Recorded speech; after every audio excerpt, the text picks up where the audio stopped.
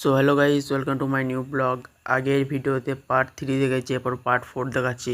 তো আমরা সেখান থেকে বেরিয়ে আর একটি নতুন জায়গায় চলে আসি। তো এখানে এসে দেখি মেঘের আবহাওয়া ভালো না এবং মেঘ উঠেছিল প্রচণ্ড। তো তারপর ভেতরে ঢুকে রাজাদের একটা গাড়ি দেখতে পাই। তো এই গাড়ি করে রাজারা সব ঘোড়ায় চড়ে যেত। তো তার কিছুটা যাওয়ার পর রাজাদের একটা গাড়ি দেখতে পেলাম। তো সেই গাড়িটি করে রাজারা যেত সব। তো তারপরে একটা মন্দির দেখতে পেলাম। তো মন্দিরের দু সাইডে দুটো কামান রাখা ছিল।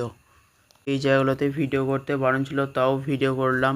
তো এখানে অনেক তরোয়াল, বন্দুক আর অনেক কিছু ছিল। তো ভেতরে আমাদেরকে গাইড বলছিল যে এখানে কি হয়। তো এখানে রাজাদের খাট ছিল। তো সেই খাটের মধ্যে রাজারা বসতো এবং সেখানে বসে সবাই মিলে আলোচনা করতো। তো তারপর এখানে দেখলাম একটা ময়ূরের পালক দিয়ে একটা কি সুন্দর জিনিস করে আছে। তো এই জিনিসটি দিয়ে পুজো পাঠ করা হতো।